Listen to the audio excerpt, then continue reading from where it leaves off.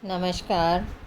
मैं सुनीता विजय आपके लिए आज महात्मा गांधी के आर्थिक चिंतन की सीरीज़ में गांधी जी का समाजवाद पर बात कर रही हूँ और हमारा यह वीडियो गांधी जी के समाजवाद पर रहेगा। जैसा कि पिछले वीडियोज़ में आपको गांधी जी के अन्य प्रकार के आर्थिक विचारों से अवगत कराया गया है, ये बहुत ही विवाद का विषय है कि गांधी जी समाजवादी थे, गांधी जी पूंजीवादी थे या गांधी जी किसी मिक्स्ड इकोनॉमी को फेवर करते थे। जब हम गांधी जी के संपूर्ण जीवन की ओर नज़र डालते हैं और उसका समीक्षा करते हैं तो विभिन्न पुस्तकों में, उनके विभिन्न लेखों में इस प्रकार के विचार मिलते हैं कि गांधी जी समाजवाद को अच्छा मानते थे। गांधी जी पूंजीवाद के प्रति विरोधी भी नहीं थे पूरी तरह से। वे पूंजीवादियों को ख़त्म नहीं करना चाहते थे, लेकिन वे पूंजीवाद की जो व्यवस्था प्रचलित है उस व्यवस्था के विरोध में थे। गांधी जी की पुस्तक के अंतर्गत हमें इस प्रकार के अनेक विचार देखने को मिलते हैं। महात्मा गांधी पूंजीवाद के प्रति विरोध मार्क्स की तरह किसी इतिहास की वैज्ञानिक व्याख्या के आधार पर नहीं करते। न ही उन्होंने अधिमूल्यन का अध्ययन किया, न ही उन्होंने पूंजीवाद के विरोध में कोई सिद्धांत खड़ा किया। उन्होंने स्वयं मार्क्स के दास कैपिटल की पुस्तक का प्रथम खंड तब पढ़ा था जब वे स्वयं 1942 से 1944 के मध्य आगा खां पैलेस में कैद थे, और ये तब की बात है जब वे स्वयं 74 वर्ष के थे। तब जाकर उन्होंने इस कार्ल मार्क्स की पुस्तक को पढ़ा था, किंतु उनके विचार समाजवाद की तरफ झुकाव लिए हुए काफ़ी पहले से हैं। उन्होंने आर्थिक समानता स्थापित करने के लिए पूंजी व श्रम के मध्य संघर्ष को समाप्त करने पर बल दिया। इसलिए न केवल पूंजीवादी राज्य द्वारा नियंत्रित पूंजीवाद की आलोचना की है, बल्कि वे राज्य के पूंजीवाद तथा व्यक्तिगत पूंजीवाद को कम दोषपूर्ण मानते थे। समय के साथ साथ गांधी का पूंजीवाद का विरोध बढ़ता गया और वे समानता के पक्षधर होने के कारण पूंजीवादी अर्थव्यवस्था की असमानता करने वाली नीतियों का विरोध करते रहे। महात्मा गांधी समाज में आर्थिक समानता के पक्षधर थे और उनकी समानता का अर्थ ये कदापि नहीं कि वे सभी को समान रूप से वेतन मिलने के पक्षधर थे। उन्हें यह मालूम था कि व्यक्ति जिस प्रकार का कार्य करेगा, जिस क्षमता का कार्य करेगा, उसे उतना ही वेतन मिलेगा, किंतु आदर्श रूप से वे सभी में समानता के आधार पर धन का वितरण करना चाहते थे।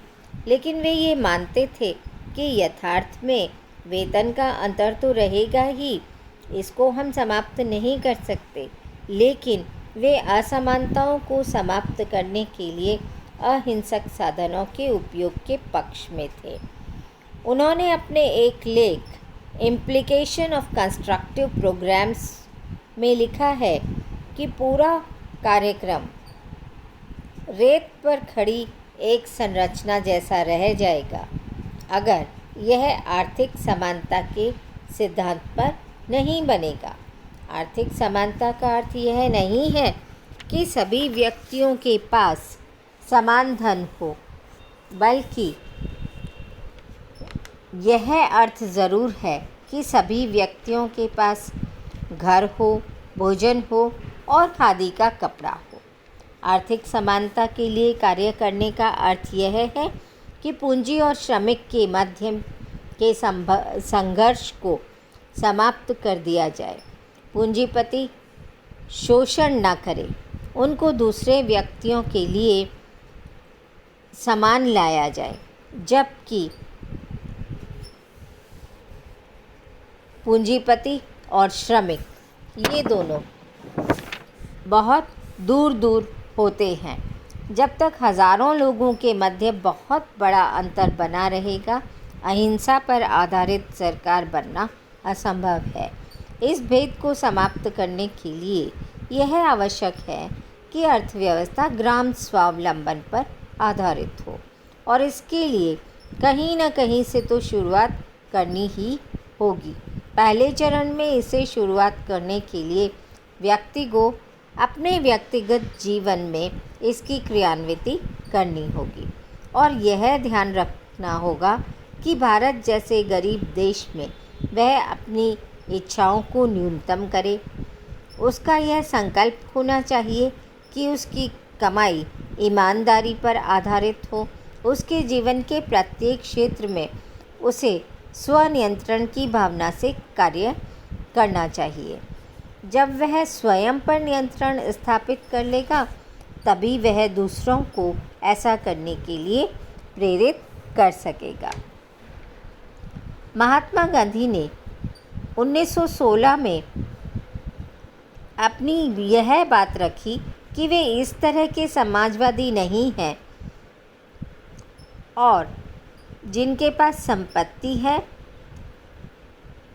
उसे छीन कर ज़बरदस्ती गरीबों को देना चाहते हों, बल्कि वे इस प्रकार के समाजवादी हैं कि अहिंसा के माध्यम से जिनके पास अधिक संपत्ति है वे स्वयं ही हृदय परिवर्तन कर संपत्ति का त्याग गरीब जनता की भलाई के लिए करें। अपने इन विचारों के कारण 1934 में महात्मा गांधी ने पहली बार कांग्रेस समाजवादी दल का गठन किया, और 1934 में जिस प्रकार उन्होंने समाजवाद को स्वीकार किया, तब उनका यह मानना था कि चरखा समाजवाद का प्रतीक है, और यह चरखा ही है जो समाजवाद ला सकता है। उन्होंने अपनी प्राचीन संस्कृति से यह बात सबके सामने रखी कि भारत प्राचीन काल से ही समाजवादी है। यहाँ ऋषि मुनियों ने भी कहा है, सबे भूमि गोपाल की, अर्थात सबको समानता का अधिकार है। ये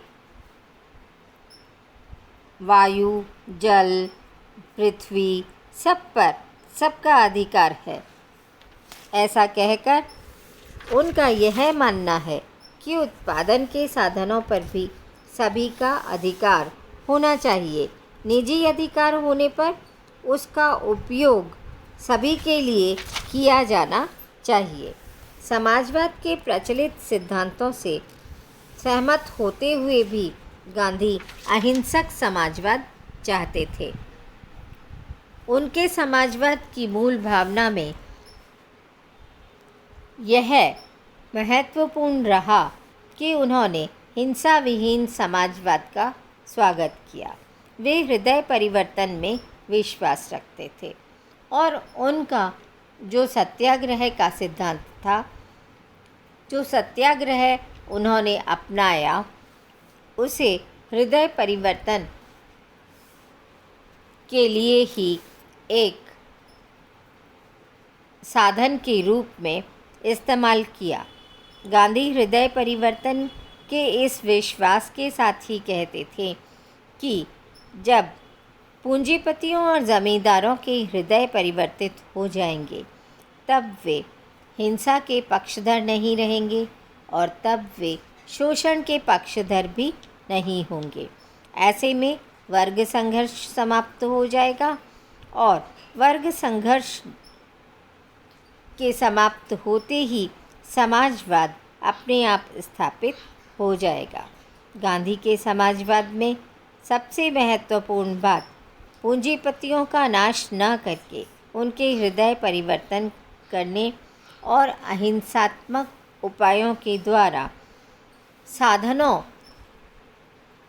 को पंक्ति में सबसे पीछे खड़े हुए व्यक्ति अर्थात सबसे गरीब व्यक्ति के लिए उसका इस्तेमाल हो सके, ऐसे सामाजिक व्यवस्था की कल्पना करते थे। इस प्रकार महात्मा गांधी आर्थिक क्षेत्र में समानता के पक्षधर होने के कारण ही समाजवादी माने जाते हैं। धन्यवाद।